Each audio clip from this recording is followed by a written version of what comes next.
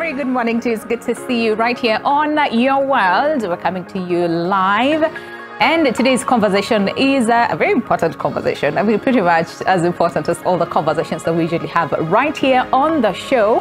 And it's all about the International Day of Families, which will be happening tomorrow, okay? So we're gearing up to marking this very important day. But today we'll be looking at a very important aspect of families, and this is as far as climate change. And we'll be looking at how families are being impacted by climate change. And again, if you are in the country, then you pretty much know that what we have been dealing with, from extreme droughts that we have never ever experienced to extreme floods, which we experienced just recently, and we're slowly, I want to say slowly, coming out of it. We don't know, the weather might decide to surprise us, okay? So how are families being impacted by the same? Because we have seen more than 200 people who have lost their lives to the same, thousands, hundreds of thousands of families who have been affected by the same. So we'll be focusing deeper into that conversation and look at the different ways that families can be involved to be part of the change. Because according to UNICEF, they're actually saying children are more at risk. And we're talking about approximately 1 billion children who are at an extremely high risk of the impact of a climate crisis. So then what do we need to do to shield the children, protect them as well from the impacts of climate change? That is the conversation that we'll be having today right here on the show. So you want to stick around until the end of the show. So to help us again drive the conversation, I am joined by, on my immediate left, Isaac Oinde, who's a climate expert. Good to have you this morning. Thank you so much. Thank you so much for making the time to really come and help us understand, the whole aspect about climate change and its impact on families. And we have Henry Biner, who's a National Family Strengthening Programs Manager and Emergency Response Focal Person for SOS Children's Villages here in Kenya. Hey, quite a mouthful. Good to have you, as well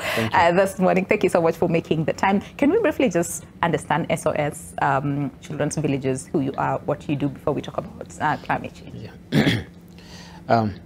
Thank you. Thank you very much, Winnie.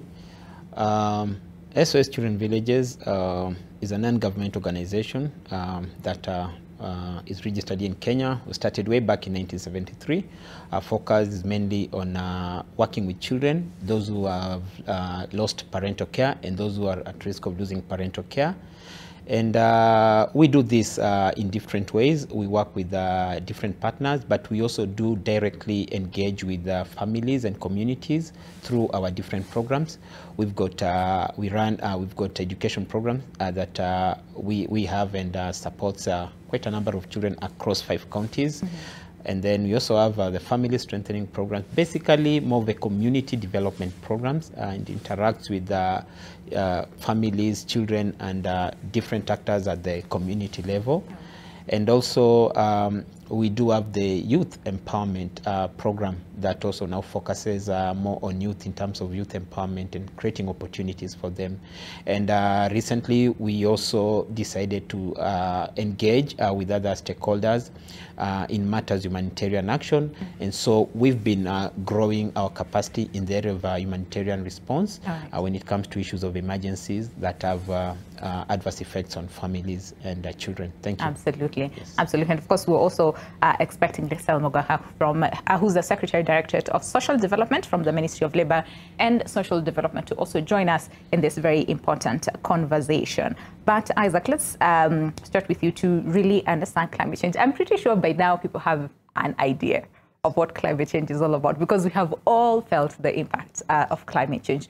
But just in case someone is still struggling to understand, so really climate change, and then why families are such an important factor when we're talking about climate change. Yeah, sure. Thanks, Winnie. Climate change is basically what you see every day.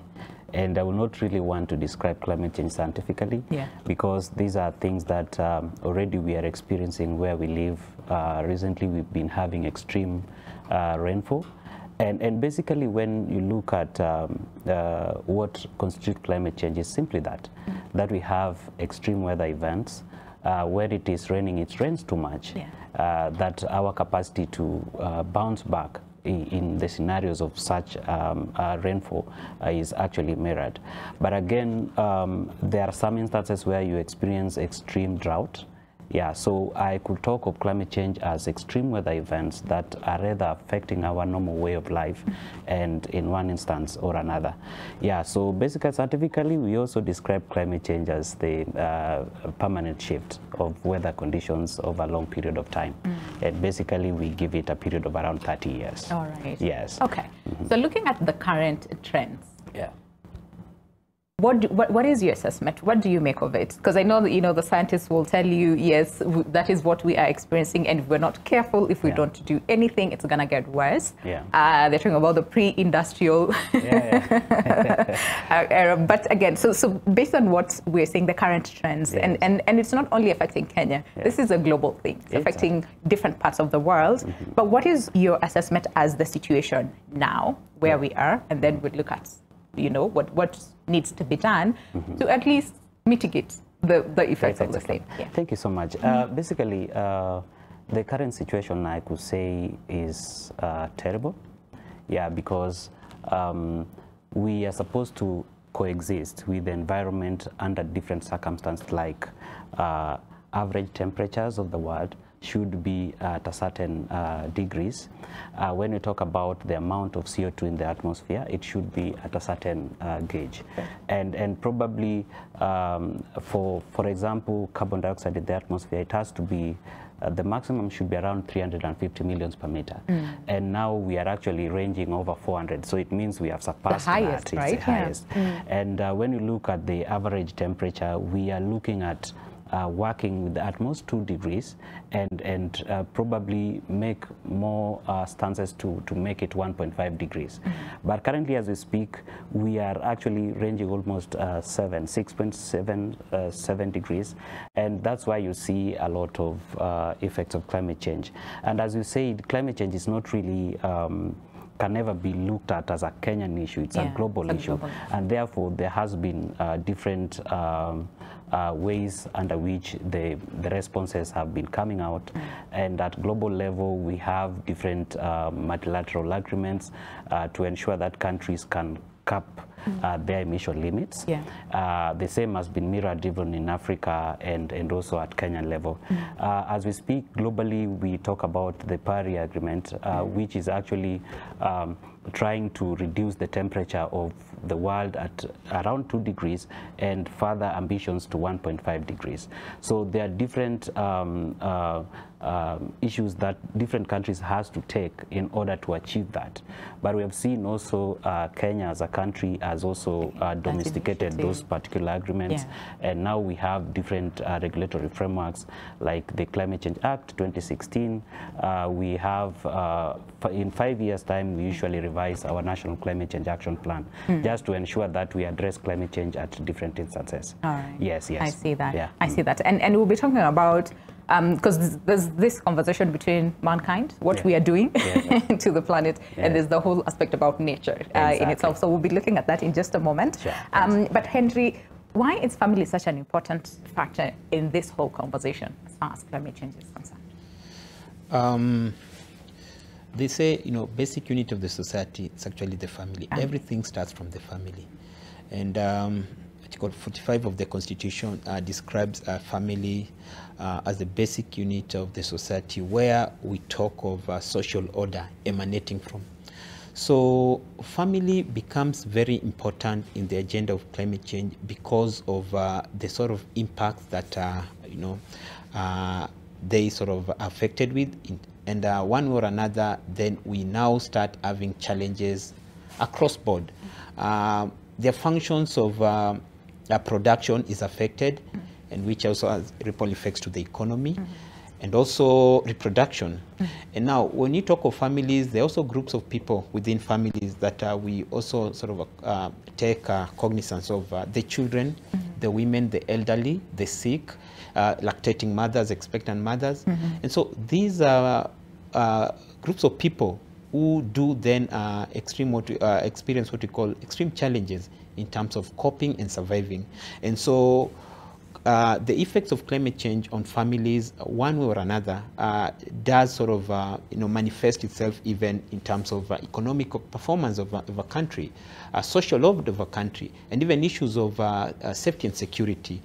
because again, when it comes to issues of natural resources, and in the event where there are communities that are forced or displaced from those particular areas where they feel that they are short of natural resources, then what normally happens, and I'll probably give some classical examples, like in some of the counties in Kenya, you'll find that some of the sort of conflicts that we have there, where we have issues of cattle rustling, people having to cross over to other counties for pastures or for their animals to find grazing land, are actually having a link to issues of climate change, especially on the conditions of those particular regions. And so you find people now having to move over to either claim resources from other counties, and in the event, then we start having what you call intra-clan or intra-community conflicts, and so this is also something that again manifests itself from the lens of climate change, issues of safety and security. Absolutely. Yes. Yeah. And it's a whole circle again, and which again, like we said, families is usually at the center, exactly. Of the same. Can we address how children especially are mostly affected? I mean, I was listening to a story about children who were talking about how they have been affected by climate change in their families, and one was talking about extreme anxiety. Yeah. Because now they're dealing with floods. The dad had to make a decision to either stay and try to salvage what is available, and the kids and the mom were told to leave and find shelter, find a safe place. And they're talking about extreme anxiety because now they, first of all, have to deal with this phenomena that they don't really understand what brings about the same, but also trying to figure out, will my dad be okay? Will we lose him? And all those things. So children seem to really take the brunt as far as climate change is concerned, yeah? Very true. And you look at it from the angles of issues of increase in cases of child abuse, because you find families are in distress, issues of family separation, children having to separate from their families, and in the process you even find cases of child abandonment because of the circumstances in which they find themselves. We also have situations where even their day-to-day way of living is affected adversely, like going to school. We just from an episode where children were home for over 2 weeks, and they're wondering, we were to open schools, early May. And so what is happening? But then you start looking at it from that angle, that even issues of education now becomes an issue in terms of being affected.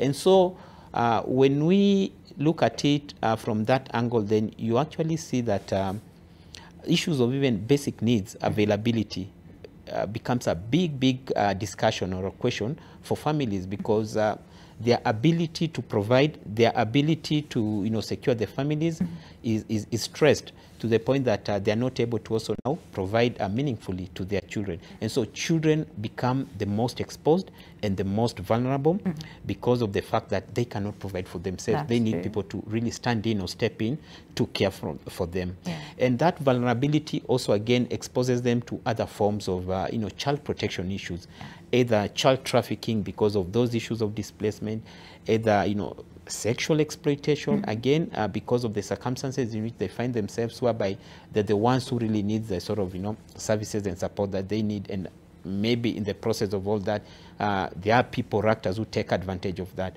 and so they become what we call extremely vulnerable victims in the cause of all these, not forgetting the issues of mental health that you've discussed about. Yeah. So we'll also look at, and especially for those children who have been displaced or again they've lost their family members or their parents again to the extremes of climate change, then what happens to them? I think you will take that to really understand how then do we find homes for them, care for them, because at the end of the day they still have a right to the best quality of care and life as well. But Mr. Mogaka is here with us. Good to have you this morning, Mr. Yes. Is it Lisel? Lisel. Okay. Yes. Mogaka, Secretary Directorate of Social Development from the Ministry of Labour and Social Development. Good to have you this morning to contribute to this very important conversation. I'm just going to ask you to really paint that picture for us, because, when we're dealing with like more than average rainfall, or when we're dealing with like extreme drought, sometimes it takes time to expose what is really happening on the ground, because there's some families or people who are dealing with the same. But sometimes we don't have, you know, these numbers and these statistics come to life until something happens is when we see it. But do you want to paint that picture for us? Okay. Thank you. I'm Lisel Mogaka, Acting Secretary, Directorate of Social Development, which is in the Ministry of Labor and Social Protection, under the State Department for Social Protection and Senior Citizen Affairs. Ideally, basically, the State Department for Social Protection deals with assisting vulnerable members of the society. Yes, vulnerability. You are aware of the older persons programs, the orphans and vulnerable children, and the persons with disability. It's the truth that you say that when such a calamity happens, we don't have the statistics. But we have mechanisms as a government. We have mechanisms on the ground, at least to take up drastic action, immediate action to ensure that we have the statistics, and then action is taken to ensure that there is a form of assistance to ensure that life goes on. Today we are here for the purpose of talking about the family promotion and protection. Last year, our parliament approved the National Family Promotion and Protection Policy, which will be launched tomorrow. And tomorrow, May 15th, is an International Day of the Family. And the main theme of this year, it is climate change and families, how we bring families together, how families should appreciate what is around them and move forward. All right. It is the 30th anniversary of the International Day of the Family. I see that. I'm still concerned with the numbers, but again, I think we'll pick that as we continue with the conversation. But really, like you're saying, yes, the government will set up policies, will set up measures to ensure that, you know, those who are extremely vulnerable, and again, like you're saying, you know, the elderly, we're talking about children, we're talking about persons living with disabilities, again, who are really at most risk of, you know, facing the impact of climate change. Everybody is, but this vulnerable group are more at risk. Do you want to take us through then what you have identified so far in terms of the challenges that they experience in the adverse effects of climate change that are maybe unique to that vulnerable group as compared to the general population? From what we have from our statistics is that, as I had told you earlier, is that we deal with vulnerable older persons. That is those who are 70 years and above. You are aware what the government is doing. We have around 833,000 older persons enjoying this Inua Jamii. And then we have around 358,000 obviously there are orphans and vulnerable children also enjoying this stipend. Then we have around 47,000 persons with severe disability who are enjoying this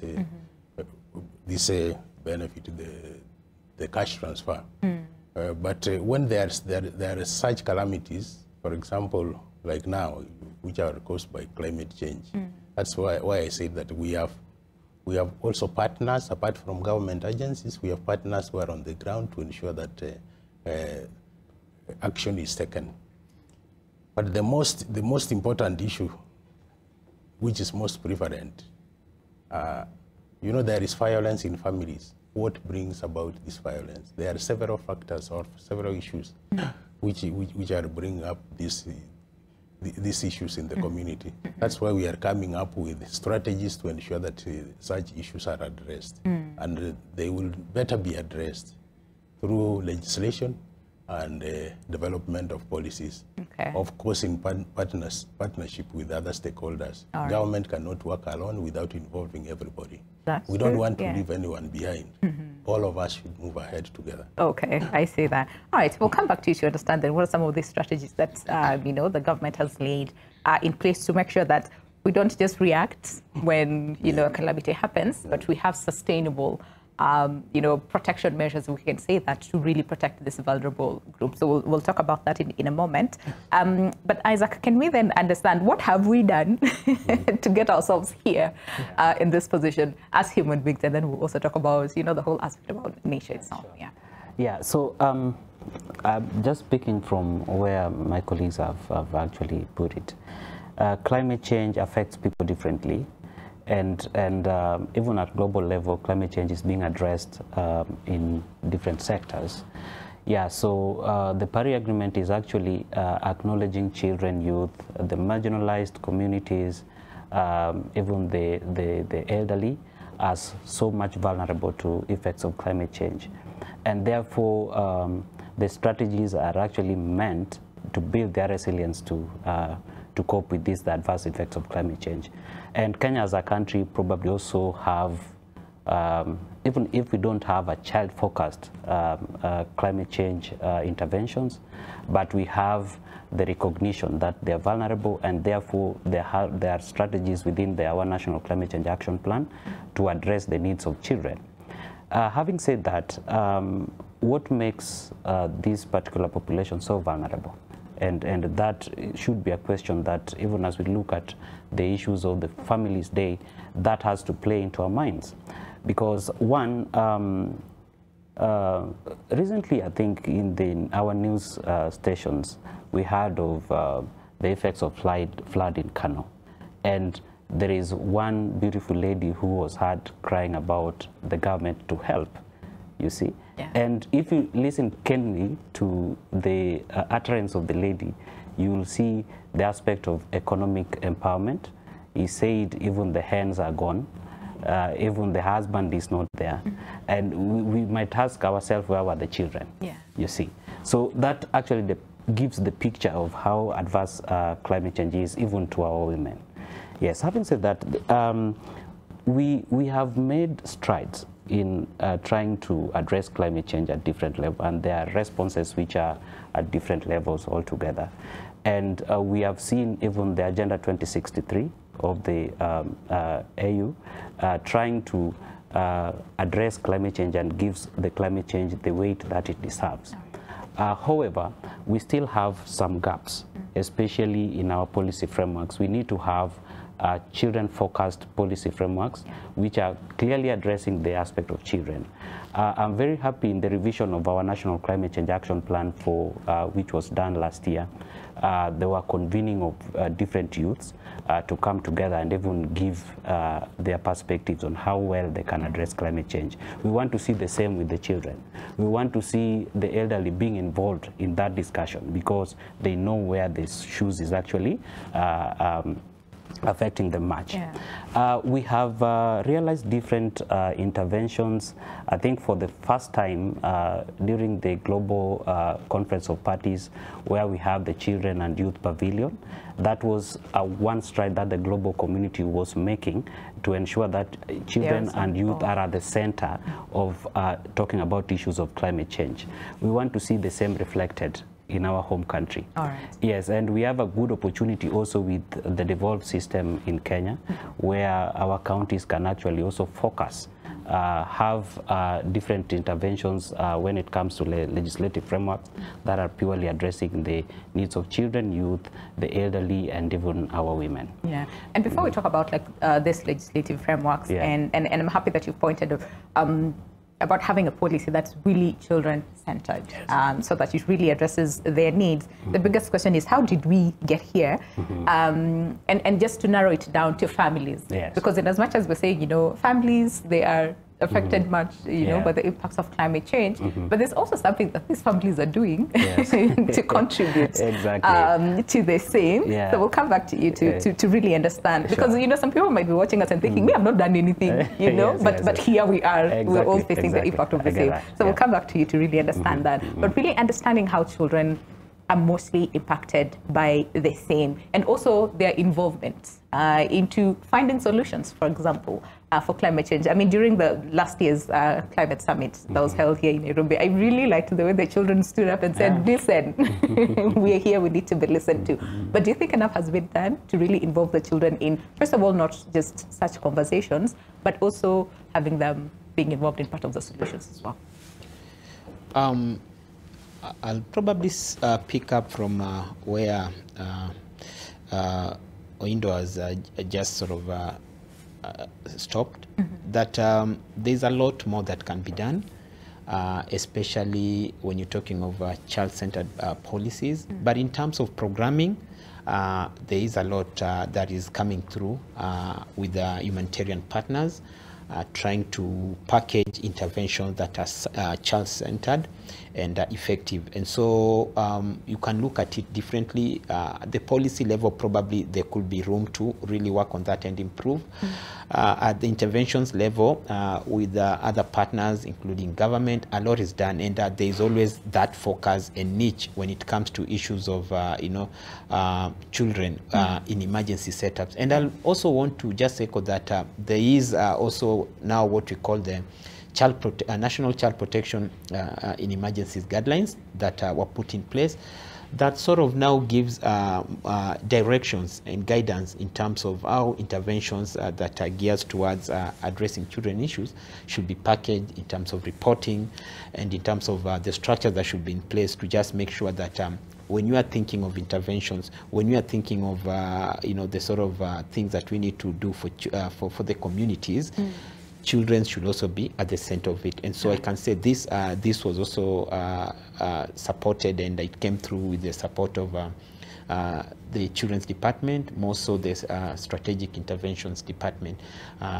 Now they're just doing more of rolling out the dissemination of it. And I think with time, we are going to see an improvement in terms of responses, in terms of having children's voices and participation in matters of emergency response and addressing their particular needs, because their needs are quite varied. And especially when you talk of the age variations, the issue of needs comes into play.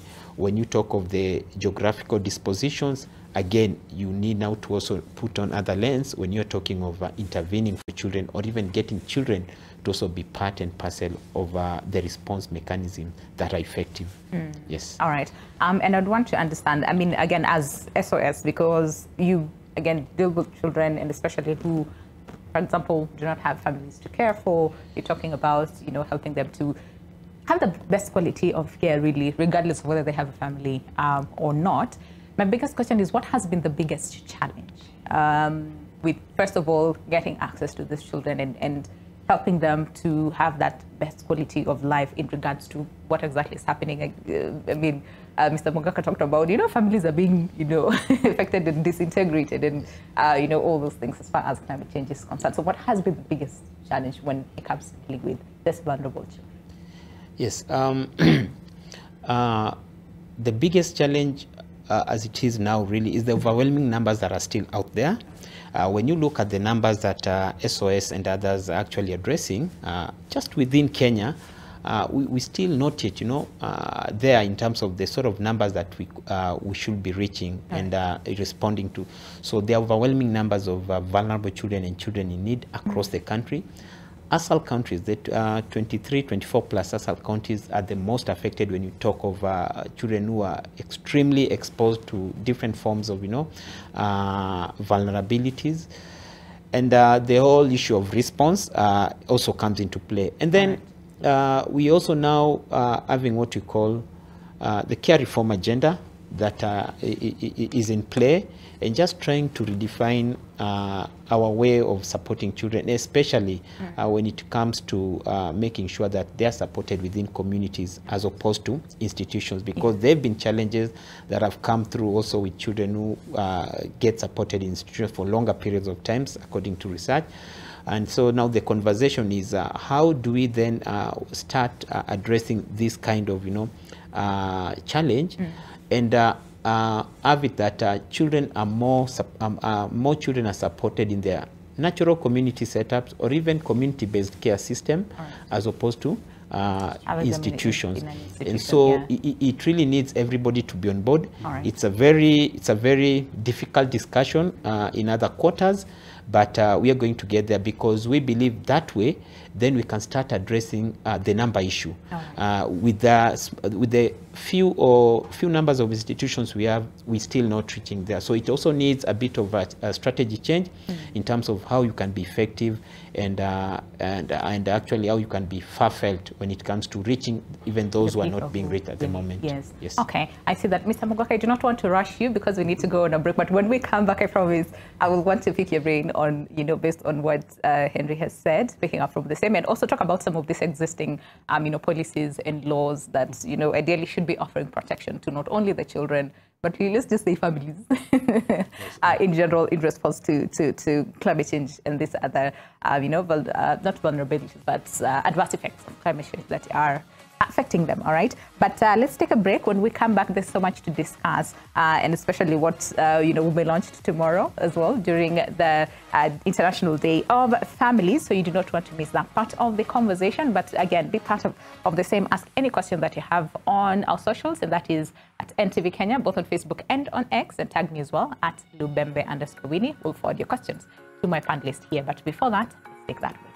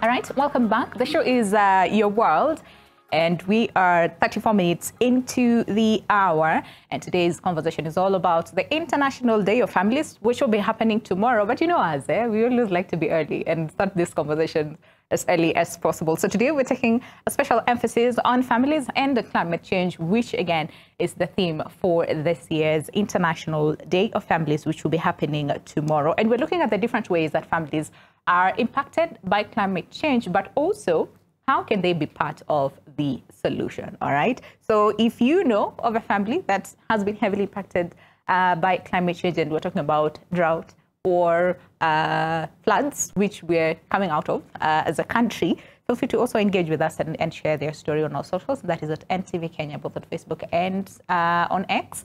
Or if you are that family and you're wondering, Sasa, what do I do? Okay, please pose all your questions. Our panels are here to answer all your questions, and to help us with the same, we have Lisel Mogaka, who's the Secretary Directorate of, no, you said acting, right? Acting Secretary Directorate of Social Development, Ministry of Labour and Social Development, Henry Binea, National Family Strengthening Programs Manager and Emergency Response Focal Person for SOS Children's Villages right here in Kenya. We also have Isaac Oindo, who's a climate expert, with us as well this morning to really help us understand climate change and what we have done to be where we are today, and most importantly, what can we do to be part of the change. And we are talking about families as well. But before we went on a break, I promised to come to you to piggyback on what Henry said, really, as far as the numbers, the response as well. And first of all, just reaching out to these children who are extremely vulnerable to climate change and, the impact of the same. And we'll also talk about the policies, existing policies rather, that are there to really protect. Thank you. Mm-hmm. Maybe to come back, I will start with the policies. Mm-hmm. We developed the National Family Promotion and Protection Policy, mm-hmm. which will be launched tomorrow, on 15th May, when we are celebrating the International Day of the Family. And within that policy, we have a thematic area on parenting. So we have also come up with the National Positive Parenting Program, where we incorporated stakeholders to come and develop that program. You are aware that we don't have any specific curriculum that teaches a parent on how to take care of the child. It's true. It's something that you learn as you... So you learn as you grow. Mm. So we want this to be taken up. It came up as a result of the challenges which were facing the children. There was a survey that was done, the violence against children, which was done in 2019. Mm-hmm. Then this is where we want to bring children and parents together and the caregivers to understand how they're supposed to bring up their families. And in that policy, we have also looked at the issue of climate change, the environment, health, and education. These are the strategies that the government has put in place to ensure that we live well. And it's not an issue that should be done by one person. It's all of us. Yeah, we are made aware of what is taking place. You have realized now we are talking about the climate change and its effects. But before that, we were talking about violence and disintegrated families. So how do we bring these families together and move forward? Okay. All right. Do you want to point out exactly what is, on this policy? Because, parents watching us would say, listen, I mean, except from a few who, might not, again, like you're saying, yes, take up the parenting role, I don't want to say seriously, to ensure that the children have the best quality of care. But there's some parents who would say, but listen, we're trying the best that, we can. Sometimes some things are beyond our control. For example, the droughts, and floods. There's nothing much that we can do, as parents. Sometimes they're also caught up in the same and really try to find ways to protect their children. So when we talk about this particular policy, which will be launched tomorrow, yes, what exactly is in it that will help, these families, that will help these parents as well? And do you have penalties for those parents who neglect their children? Like really heavy penalties? That is in the law. In the law, we have penalties. Yes. Yeah. But now we are using the softer approach. We are not blaming those parents who have challenges in bringing up their children. But we want all of us to understand which best strategy can we use to ensure that we bring up a functional family. Yeah. Yes. Okay. You have seen what the government is currently doing. We are planting trees. Look at the roots. Where are our roots as a family? Where do we start from? Yes.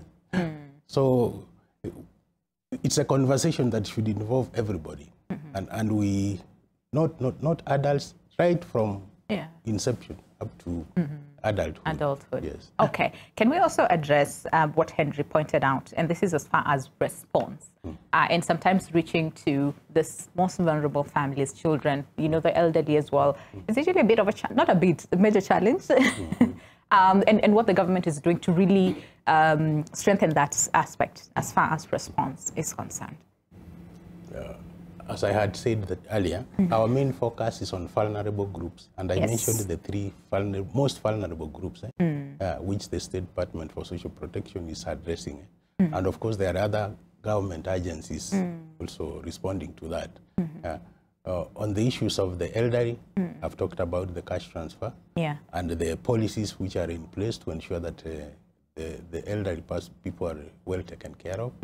We have come up with the development of guidelines on how to establish institutions for older persons, how to take care of the older persons, and the family policy itself, which I'm talking about, which will be launched tomorrow.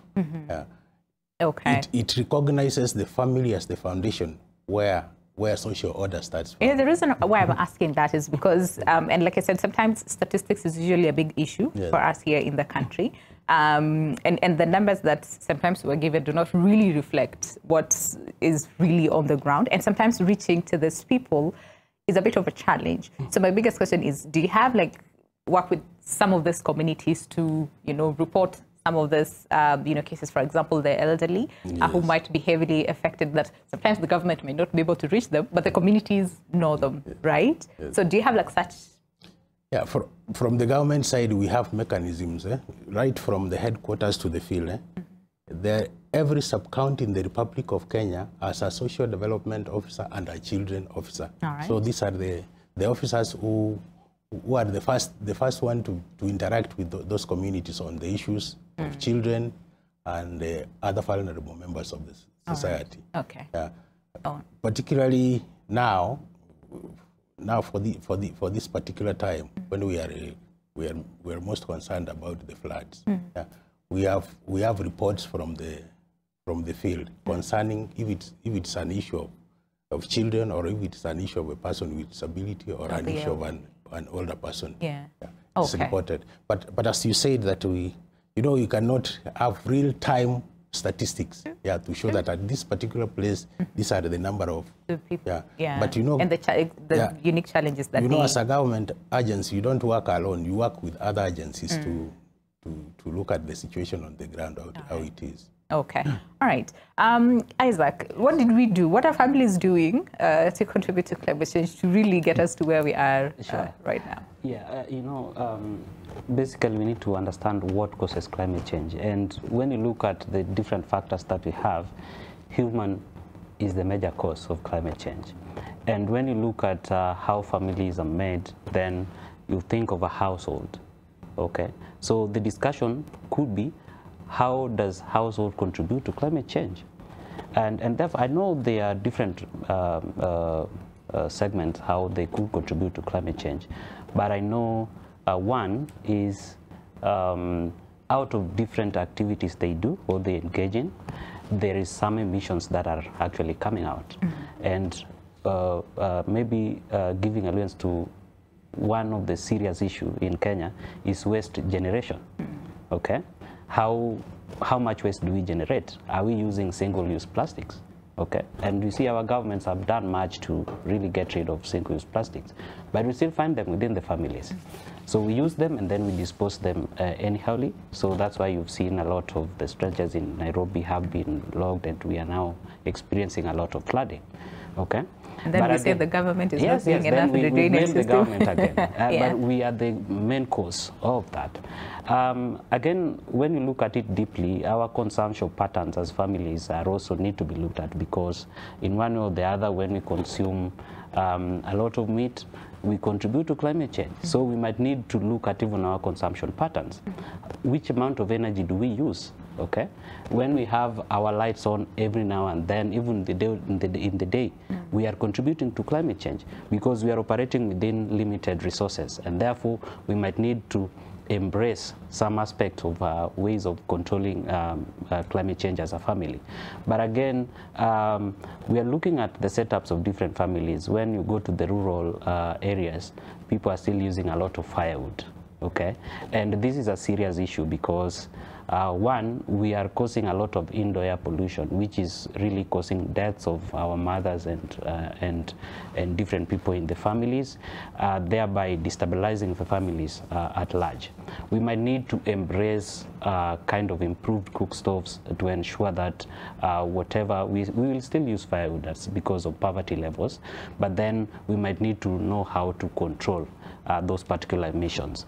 One serious thing that also I've seen is really causing climate change from the family's angle is the water usage. Okay, government has done a lot even to give us water so we can have access to some extent, but then you'll find the taps running. We still don't use our water resources effectively in a way to conserve them for the future usage.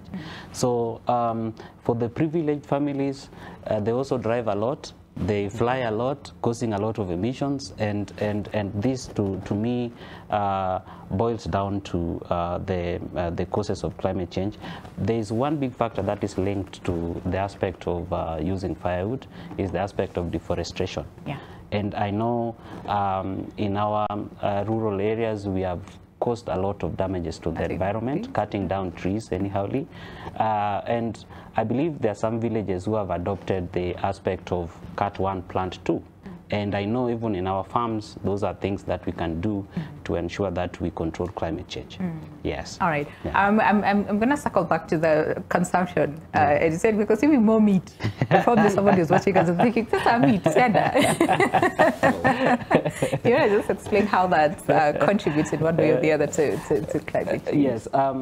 Climate change actually is being caused by different gases, and one of them, a serious one, is methane. Methane emissions. Yeah, so when animals. We keep a lot of livestock, they contribute squarely to the climate change that we are now suffering from. Yeah. Yeah. So the aspect of consuming meat means you have to increase your stock and all that.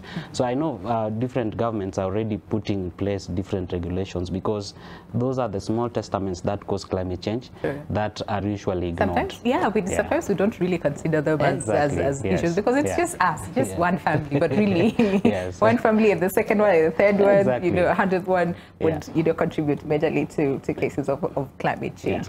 All right, and Henry, we talked about children who are displaced from their families as well, and we experienced this majorly during the floods, where some families, you hear a mother say, I don't know where my child is, we have been looking for them, we can't find them, we don't know whether they are dead or alive. So when it comes to the placement of children who have been impacted by climate change, either lost their family, or they were displaced and they can't really find each other, what are some of the ways that SOS, because I know you deal a lot with governments, the courts, to really help place these children in the right institutions? Yeah. One of the ways is we recently decided that we are going to be very deliberate in terms of availing some of our facilities across the country. We operate in 5 counties at the moment. We operate in Meru, Kisumu, Nairobi, Mombasa, and Uasin Gishu, that is Eldoret. And so in those counties, we've got vast facilities that are there for different services.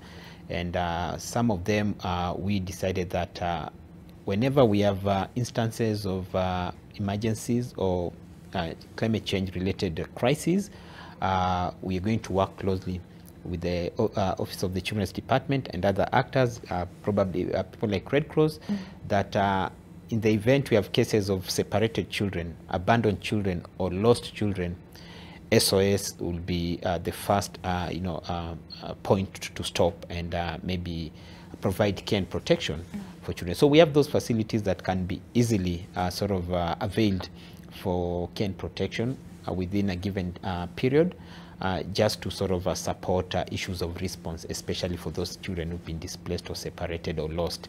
And so that is one way that we are doing. And the other way is also we are working with other partners closely to just make sure that we support the process of documentation, and where needs be, we also support the aspect of just making sure that we send out the word there, or facilitate what we call family tracing and identification for the cases where we believe it's an issue of separation. For cases where we believe maybe now they need what we call a long-term care and support, our facilities are still there. Again, with the guidance and close working with the Children's Department, we can avail what we call alternative care options. That is, we can actually take in some of those cases now to provide for the to provide them with care and protection within our facilities for a given period of time. Or we can also work with the so-called foster parents within the communities to again also facilitate the process of securing such cases should there be. And this involves close working with key departments so that issues of documentation and issues of custody are well taken care of, because these are children that we're talking about. Absolutely, absolutely. And you want to protect them really in all aspects. Reintegration, what is that process like? And sometimes do you experience, a case where a child is like, I'm not too sure, or I'm not too comfortable, to go back? Do you have other cases of relapse as well? Yes.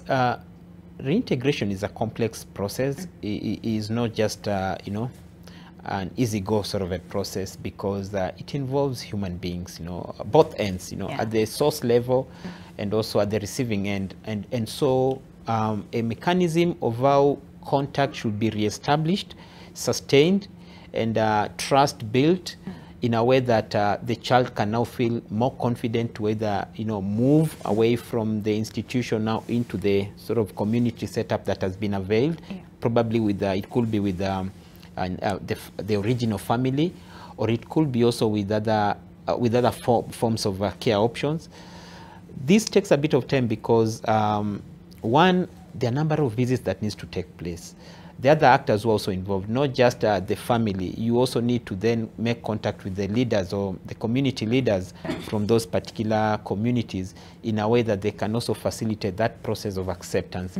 And then the cost of now sort of supporting the family, should there be a point where, yes, the child is more at ease and at peace, you know, with going back home. But then at the household level, you find that there are certain issues that still needs to be addressed. And then now you have to figure out, you have to come up with what we call a plan of treatment, or a plan of, you know, supporting the family, so that even as the child moves in, they are going to be, in a way, supportive. And we don't have cases of relapse. But cases of relapse have been there. And some of them are probably contributed to things to do with issues of, you know, access to basic needs. You could go to a place where maybe certain things are not readily available. We are aware that there are families in Kenya that do not have the luxury of having 3 meals a day. And so a child who comes from a place like SOS, where we do put emphasis on quality care in terms of the meals, in terms of education, in terms of the upbringing, in terms of the responsible, you know, caregivers and adult figures that are around these children, it could pose a challenge when the child now goes back to the community, because again, in those particular setups, this is not readily available. The sort of 3 meals a day, the sort of, you know, somebody who needs to walk with you along the way, give you a listening and all that, because they are also probably grappling with other challenges. And so that complexity is what I'm saying, you know, for a reintegration process is not that easy. Sometimes you're talking of a child who probably then needs to also integrate and sort of bind with the community of origin. And for lack of maybe a better word is maybe a child starts sort of feeling some sense of insecurity, the issue of not belonging, because you've been brought up in a setup where issues of sense of belonging still probably is not well addressed. You come in as Otieno, you know, you still don't really get to celebrate the many things that from your community will identify with and celebrate with, because it's not readily available. But now when you leave the particular setup from a children's institution out back to your community, these are some of the things that you start grappling with. You cannot even speak the Luo language, you know.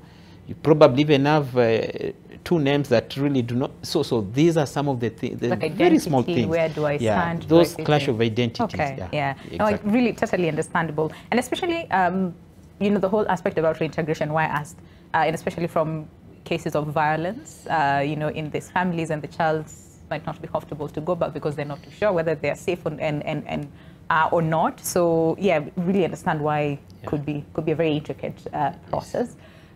Do we have, what are some of these opportunities then that are available for families to be a part of change? Because you see, most of the times when we're talking about families being impacted, being affected, and especially the vulnerable population in our families, what are some of these available opportunities for families to contribute towards being part of the change? Like you said, there's no manual really to parenting, but there are opportunities that families can take up to be part of the change.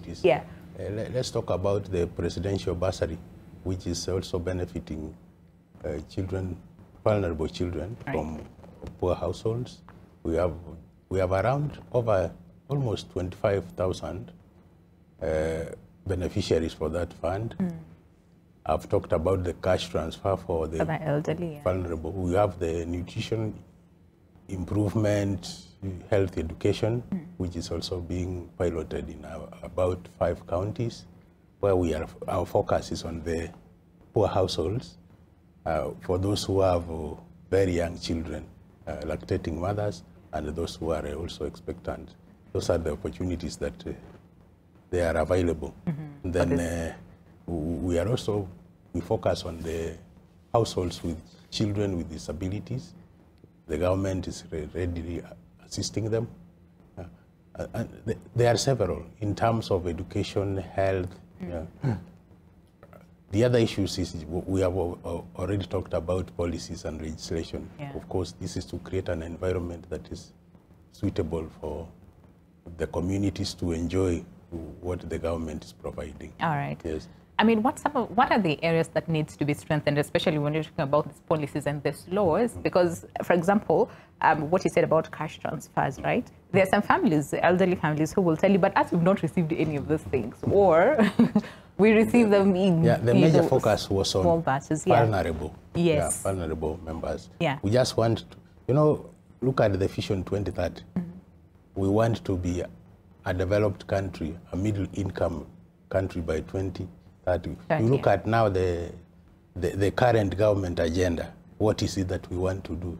The bottom-up economic transformation model in terms of bringing up families and maybe for socio-economic development. How do you want to involve them in this?